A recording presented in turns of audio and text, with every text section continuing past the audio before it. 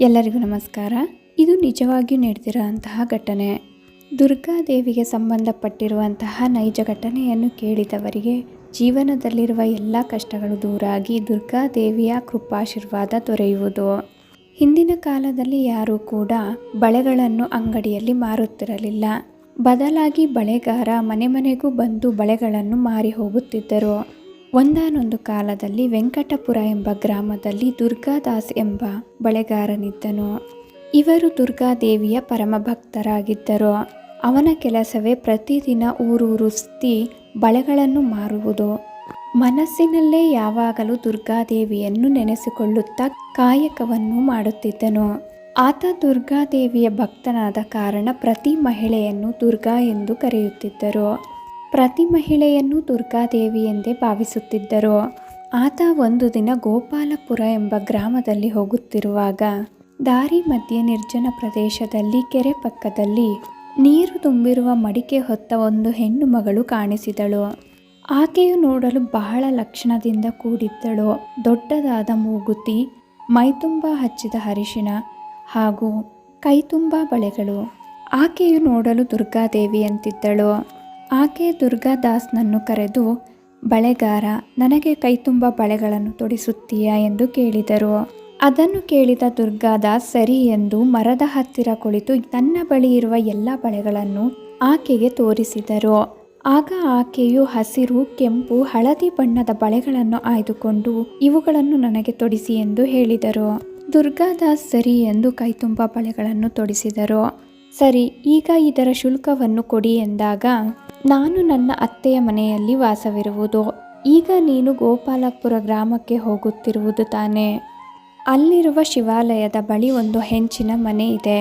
ಅದೇ ನನ್ನ ತವರು ಮನೆ. ಅಲ್ಲಿ ವಾಸವಾಗಿರುವ ನನ್ನ ತಂದೆಯ ಬಳಿ ನಿನ್ನ ಶುಲ್ಕವನ್ನು ಕೇಳಿ ಪಡೆದುಕೋ.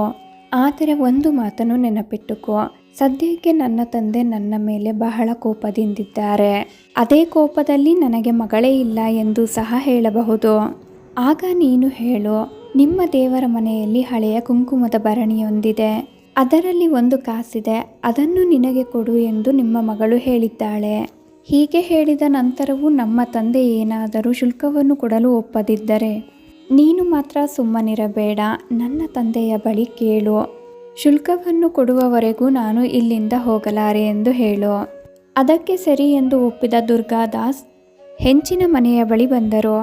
ಆ ಮನೆ ನೋಡಲು ಬಹಳ ದೊಡ್ಡದಾಗಿತ್ತು. ಆದರೆ ಬಡತನವು ಎದ್ದು ಕಾಣುತ್ತಿತ್ತು. ಆಗ ಬಳೆಗಾರನು ಆ ಮನೆಯ ಯಜಮಾನನನ್ನು ಹೊರಗೆ ಕರೆದು, ಅಯ್ಯ, ಕೆರೆಯ ಬಳಿ ನಿಮ್ಮ ಮಗಳು ಕಾಣಿಸಿ ನನಗೆ ಕೈತುಂಬ ಬಳೆ ತೊಡಿಸಿ ಎಂದು ಕೈತುಂಬ ಬಳೆಯನ್ನು ತೊಡಿಸಿಕೊಂಡು ಶುಲ್ಕವನ್ನು ಕೇಳಿದಾಗ ನಿಮ್ಮ ಮನೆಯ ವಿಳಾಸವನ್ನು ಹೇಳಿ ಆಕೆಯು ಹೊರಟು ಹೋದಳು. ಈ ರೀತಿಯಾಗಿ ಬಳೆಗಾರನು ಕೆರೆಯ ಬಳಿ ನಡೆದ ಘಟನೆಯನ್ನು ವಿವರಿಸಿದರು. ಸ್ವಾಮಿ, ನಾನಿನ್ನು ನನ್ನ ವ್ಯಾಪಾರವನ್ನು ಶುರು ಮಾಡೇ ಇಲ್ಲ. ನೀವು ನನಗೆ ಸಲ್ಲಬೇಕಾದ ಶುಲ್ಕವನ್ನು ಕೊಟ್ಟರೆ ಅದನ್ನು ತೆಗೆದುಕೊಂಡು ಹೋಗಿ ನನ್ನ ವ್ಯಾಪಾರವನ್ನು ಮುಂದುವರಿಸುವೆನು ಎಂದು ಹೇಳಿದರು. ಆ ಮಾತನ್ನು ಕೇಳಿಸಿಕೊಂಡ ರಾಮಕೃಷ್ಣ ಪಂಡಿತರು ಆಶ್ಚರ್ಯದಿಂದ ಬಳೆಗಾರನನ್ನೇ ದಿಟ್ಟಿಸಿ ನೋಡುತ್ತಿದ್ದರು. ನಂತರ ಪಂಡಿತರು, ನನಗೆ ಯಾವ ಹೆಣ್ಣು ಮಗಳೂ ಇಲ್ಲ. ನೀವು ಯಾರ ಮನೆ ಎಂದುಕೊಂಡು ತಪ್ಪಾಗಿ ಭಾವಿಸಿ ಇಲ್ಲಿಗೆ ಬಂದಿರುವಿರಿ. ಆಗ ಬಳೆಗಾರನು ಗಾಬರಿಗೊಂಡು, ಇಲ್ಲ ಸ್ವಾಮಿ, ಶಿವಾಲಯದ ಪಕ್ಕದ ಹೆಂಚಿನ ಮನೆ. ರಾಮಕೃಷ್ಣ ಪಂಡಿತರು ನೀವೇ ತಾನೆ? ಹೀಗೆ ಕೇಳಿದಾಗ ಪಂಡಿತರು, ಹೌದು, ಶಿವಾಲಯದ ಪಕ್ಕದಲ್ಲಿರುವ ಹೆಂಚಿನ ಮನೆ ಇದೆ. ನಾನೇ ರಾಮಕೃಷ್ಣ ಪಂಡಿತ ಎಂದು ನುಡಿದರು. ಆದರೆ ನೀನು ಹೇಳಿದಂತೆ ನನಗೆ ಯಾವ ಮಗಳೂ ಇಲ್ಲ ಎಂದು ಹೇಳಿದರು. ಬಳೆಗಾರನು, ಅಯ್ಯ ಸ್ವಾಮಿ, ನಿಮ್ಮ ಮಗಳ ಜೊತೆ ನಿಮಗೇನಾದರೂ ಗಲಾಟೆಗಳು ನಡೆದಿದ್ದರೆ ನೀವಿಬ್ಬರೂ ಕೂತು ಬಗೆಹರಿಸಿಕೊಳ್ಳಿ. ಆದರೆ ಈಗ ನನಗೆ ಸಮಯವಾಗುತ್ತಿದೆ. ನನ್ನ ಶುಲ್ಕವನ್ನು ಕೊಟ್ಟರೆ ನಾನು ಹೊರಡುತ್ತೇನೆ ಎಂದು ಹೇಳಿದರು. ನಿಮ್ಮ ಮಗಳು ನೋಡಲು ಸಾಕ್ಷಾತ್ ಮಹಾಲಕ್ಷ್ಮಿಯ ತರಹ ಇದ್ದಾಳೆ. ಅಂತಹ ಮಗಳನ್ನು ನನಗೆ ಮಗಳಿಲ್ಲ ಎಂದು ಹೇಳಲು ನಿಮಗೆ ಹೇಗೆ ತಾನೇ ಮನಸ್ಸು ಬರುತ್ತಿದೆ ಎಂದು ಹೇಳಿದರು. ನಿಮ್ಮ ಮಗಳು ನೀವು ಹೀಗೆ ಹೇಳುತ್ತೀರಿ ಎಂದು ಮೊದಲೇ ತಿಳಿಸಿದ್ದಾರೆ. ಆದರೂ ಸಹ ನನಗೇಕೆ ನಿಮ್ಮ ಕುಟುಂಬದ ವಿಷಯ. ನನಗೆ ತಡವಾಗುತ್ತಿದೆ. ನನಗೆ ಸೇರಬೇಕಾದ ದುಡ್ಡು ಸಿಕ್ಕರೆ ಸಾಕು. ನನ್ನ ಕೆಲಸವನ್ನು ನಾನು ನೋಡಿಕೊಂಡು ಹೋಗುತ್ತೇನೆ ಎಂದು ಹೇಳಿದ ಬಳೆಗಾರ. ಅದಕ್ಕೆ ಪಂಡಿತರು, ಅಯ್ಯ ಬಳೆಗಾರ, ನನಗೆ ನಿಜವಾಗಲೂ ಯಾವ ಹೆಣ್ಣು ಮಗಳೂ ಇಲ್ಲ. ನಿನಗೆ ಹೇಗೆ ಹೇಳಿದರೆ ಅರ್ಥವಾಗುತ್ತದೆ? ನೀನು ಯಾರಿಗೋ ಬಳೆ ತೊಡಿಸಿ ನನ್ನ ಬಳಿ ಶುಲ್ಕವನ್ನು ಕೇಳಿದರೆ ನಾನು ಹೇಗೆ ಕೊಡುವುದು ಎಂದು ಹೇಳಿದರು. ಬಹಳ ಹೊತ್ತು ಇವರ ಮಧ್ಯೆ ಚರ್ಚೆ ನಡೆದುದರಿಂದ ಅಕ್ಕಪಕ್ಕದವರು ಸಹ ಇವರ ಮನೆಯ ಬಳಿ ಬಂದು ನೆರೆದರು. ಆಗ ದುರ್ಗಾದಾಸ್, ನಿಮ್ಮಂಥವರನ್ನು ನಾನು ಎಲ್ಲೂ ನೋಡಿಲ್ಲ, ಹೆತ್ತ ಮಗಳನ್ನೇ ಮಗಳೇ ಇಲ್ಲ ಎಂದು ಹೇಳುತ್ತಿದ್ದೀರಿ ಎಂದರು. ನಿಮ್ಮ ಮಗಳು ನನಗೆ ಮೊದಲೇ ತಿಳಿಸಿದ್ದಾಳೆ, ನೀವು ನಿಮಗೆ ಯಾವ ಮಗಳೂ ಇಲ್ಲ ಎಂದು ವಾದಿಸುತ್ತೀರಿ. ಆದ ಕಾರಣ ಅವಳು ಒಂದು ವಿಷಯವನ್ನು ತಿಳಿಸಿದ್ದಾಳೆ.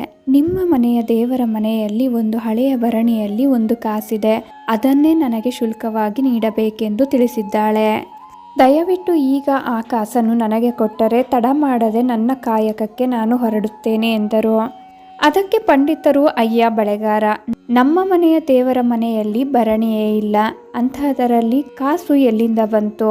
ಹೀಗೆಂದು ಪಂಡಿತರು ಹೇಳಿದಾಗ ಬಳೆಗಾರನು, ಅಯ್ಯ ಪಂಡಿತರೇ, ದಯವಿಟ್ಟು ನನಗೆ ತಡ ಮಾಡಬೇಡಿ, ಇದನ್ನು ನಿಮ್ಮ ಮಗಳೇ ತಿಳಿಸಿದ್ದಾಳೆ, ಆದಷ್ಟು ಬೇಗ ನನಗೆ ಕಾಸು ಕೊಡಿ, ನನ್ನ ಕಾಯಕಕ್ಕೆ ನಾನು ಹೊರಡಲೇಬೇಕು ಎಂದು ಹೇಳಿದರು.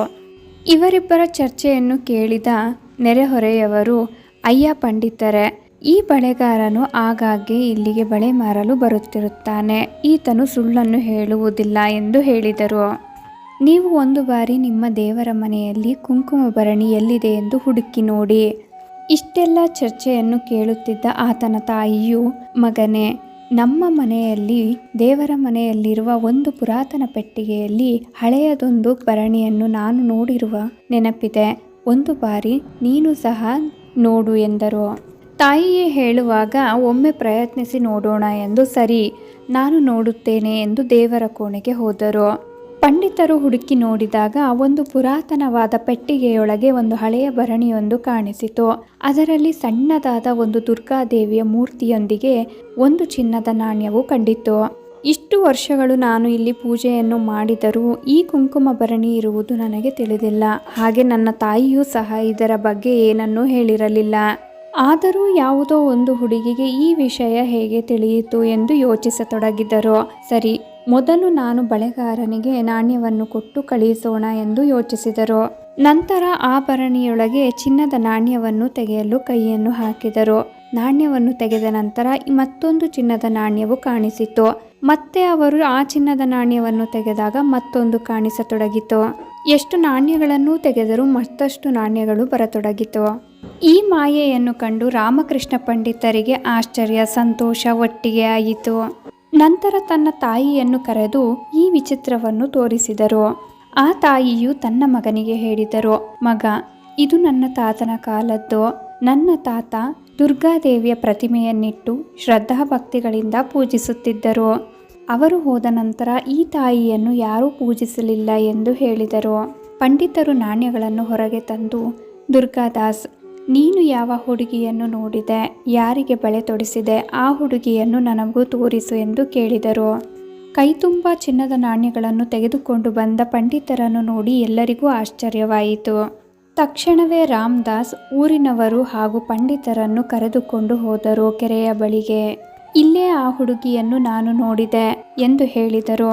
ಆದರೆ ಅದು ನಿರ್ಜನ ಪ್ರದೇಶವಾಗಿದ್ದರಿಂದ ಸುತ್ತಮುತ್ತಲೂ ಯಾರೂ ಕಾಣಿಸಲಿಲ್ಲ. ಆದರೆ ಆ ಕೆರೆಯು ರಾಮದಾಸ್ ನೋಡಿದಂತೆ ಮೊದಲಿನಂತಿರಲಿಲ್ಲ. ಅದರ ತುಂಬ ತಾವರೆಯಿಂದ ತುಂಬಿದ ಸರೋವರದಂತೆ ಕಂಗೊಳಿಸುತ್ತಿತ್ತು. ಆದರೆ ಅಲ್ಲಿಗೆ ಬಂದಿದ್ದ ಎಲ್ಲ ಜನರು ಕೆರೆಯ ಸುತ್ತಮುತ್ತಲೂ ಹುಡುಕಿದರು. ಆಗ ಕೆರೆಯ ಒಳಗೆ ಯಾರೋ ಹೋದಂತೆ ಹೆಜ್ಜೆಯ ಗುರುತುಗಳು ಕಾಣಿಸಿತು. ಆದರೆ ಆಶ್ಚರ್ಯವೇನೆಂದರೆ ಅದರಿಂದ ಯಾರೂ ಹೊರಬಂದಂತೆ ಹೆಜ್ಜೆ ಗುರುತುಗಳು ಕಾಣಿಸಲಿಲ್ಲ. ಅದನ್ನು ಗಮನಿಸಿದ ಊರಿನ ಜನರು, ಅಯ್ಯ ಬಳೆಗಾರ, ಇಷ್ಟು ದೂರ ಇರುವ ಈ ಕೆರೆಯ ಬಳಿ ಯಾರೂ ನೀರನ್ನು ತರಲು ಬರುವುದಿಲ್ಲ, ನೀನು ನಮಗೆಲ್ಲ ಸುಳ್ಳು ಹೇಳುತ್ತಿದ್ದೀಯಾ ಎಂದರು. ತಕ್ಷಣವೇ ದುರ್ಗಾದಾಸ್, ತಾಯಿ ದುರ್ಗಾದೇವಿ, ನೀನು ಈ ಕ್ಷಣವೇ ಇವರಿಗೆ ಕಾಣಿಸಲಿಲ್ಲವೆಂದರೆ ಇನ್ನು ಮುಂದೆ ಯಾರೂ ನನ್ನ ಮಾತನ್ನು ನಂಬುವುದಿಲ್ಲ ಎಂದು ಹೇಳಿದರು. ಬಹಳ ದುಃಖಿಸುತ್ತಾ, ಅಮ್ಮ ದುರ್ಗಮ್ಮ, ದುರ್ಗಾದೇವಿ, ದಯವಿಟ್ಟು ನನ್ನ ಕೈಯನ್ನು ಹಿಡಿದು ಕಾಪಾಡೋ, ನನ್ನನ್ನು ತಪ್ಪಿತಸ್ಥನಾಗಿ ಉಳಿಸಬೇಡ ಎಂದು ಬೇಡಿಕೊಂಡರು. ತಕ್ಷಣವೇ ಆ ಕೆರೆಯಿಂದ 2 ಕೈಗಳು ಮೇಲೆ ಬಂದವು. ಆ ಕೈಗಳಲ್ಲಿ ಕೆಂಪು, ಅರಿಶಿಣ, ಹಸಿರು ಬಳೆಗಳು ಕಂಡವು. ದುರ್ಗಾದಾಸ್ ಆ ಅದ್ಭುತವಾದ ಕ್ಷಣವನ್ನು ನೋಡಿ ಅಲ್ಲಿಯೇ ಮೂರ್ಛೆ ಹೋದರು. ಅಲ್ಲಿ ಬಂದಿದ್ದ ಜನರೆಲ್ಲರೂ ಈ ಅದ್ಭುತವಾದ ಕ್ಷಣವನ್ನು ನೋಡಿ ಕೈ ಎತ್ತಿ ಮುಗಿದರು. ರಾಮಕೃಷ್ಣ ಪಂಡಿತರೇ, ನೀವು ಮರೆತಿದ್ದ ದುರ್ಗಾದೇವಿಯ ಪೂಜೆಯನ್ನು ನೆನಪಿಸಲು ತಾಯಿಯೇ ಹೀಗೆ ಸೂಚಿಸಿದ್ದಾರೆ. ಬಳೆಗಾರ ದುರ್ಗಾದಾಸ್ ತಾಯಿ ದುರ್ಗಾದೇವಿಯ ಭಕ್ತ, ಹಾಗಾಗಿ ಆತನಿಗೆ ಕಾಣಿಸಿಕೊಂಡಿದ್ದಾರೆ. ಅಂದಿನಿಂದಲೇ ರಾಮಕೃಷ್ಣ ಪಂಡಿತರು ಹಾಗೂ ಕುಟುಂಬದವರು ಭಕ್ತಿ ಶ್ರದ್ಧೆ ನಿಷ್ಠೆಯಿಂದ ದುರ್ಗಾದೇವಿಯನ್ನು ಪೂಜಿಸಲು ಪ್ರಾರಂಭಿಸಿದರು. ಅಂದಿನಿಂದಲೇ ಆ ಕುಟುಂಬದಲ್ಲಿ ಸುಖ ಸಂತೋಷ ಸಮೃದ್ಧಿ ಸಂಪತ್ತು ತುಂಬಿ ಹೋಯಿತು. ಆದರೆ ಆ ಬಳೆಗಾರನು ಎಂದಿಗೂ ದೊಡ್ಡ ದೊಡ್ಡ ಪೂಜೆಗಳು ಹೋಮ ಹವನಗಳನ್ನು ಎಂದಿಗೂ ಮಾಡಿರಲಿಲ್ಲ. ಮನಸ್ಸಿನಲ್ಲಿಯೇ ದುರ್ಗಾದೇವಿಯನ್ನು ಪೂಜಿಸುತ್ತಿದ್ದನು. ಅವನ ನಿಷ್ಕಲ್ಮಶ ಭಕ್ತಿಗಾಗಿ ತಾಯಿ ದುರ್ಗಾದೇವಿಯು ಕಾಣಿಸಿಕೊಂಡರು. ಪ್ರತಿ ಮಹಿಳೆಯಲ್ಲೂ ದುರ್ಗಾದೇವಿಯನ್ನೇ ಕಾಣುತ್ತಾ ಪ್ರತಿ ಮಹಿಳೆಗೂ ಗೌರವವನ್ನು ಕೊಡುತ್ತಿದ್ದನು. ಇದರಿಂದಲೇ ತಿಳಿಯಬಹುದು, ಕೇವಲ ಪೂಜೆಯನ್ನು ಮಾಡುವವರಿಗೆ ಮಾತ್ರವಲ್ಲ, ಮನಸ್ಸಿನಿಂದ ಭಕ್ತಿಯನ್ನು ಮಾಡುವವರಿಗೂ ಸಹ ದೇವಿಯು ಒಲಿಯುತ್ತಾರೆ. ದೇವಿಯ ಈ ನಿಜವಾದ ಘಟನೆಯನ್ನು ಕೇಳಿದವರಿಗೂ ಸಹ ದೇವಿಯು ಅನುಗ್ರಹಿಸುತ್ತಾರೆ. ತಾಯಿ ದುರ್ಗಾದೇವಿಯ ನೈಜ ಘಟನೆಯನ್ನು ಹೇಳುತ್ತಾ ನಾನು ಈ ವಿಡಿಯೋನ ಇಲ್ಲಿಗೆ ಎಂಡ್ ಮಾಡ್ತಿದ್ದೀನಿ. ದುರ್ಗಾದೇವಿಯ ಈ ಕತೆ ನಿಮಗೆ ಇಷ್ಟ ಆದರೆ ದಯವಿಟ್ಟು ನಮ್ಮ ಚಾನಲ್ಗೆ ಸಬ್ಸ್ಕ್ರೈಬ್ ಆಗಿ, ಲೈಕ್ ಮಾಡಿ, ಶೇರ್ ಮಾಡಿ, ಹಾಗೆ ಕಮೆಂಟ್ ಮಾಡಿ. ಓಂ ಕಾತ್ಯಾಯನಾಯ ವಿದ್ಮಹೇ ಕನ್ಯಾಕುಮಾರಿ ಧೀಮಹಿ ತನ್ನೋ ದುರ್ಗಿ ಪ್ರಚೋದಯಾತ್.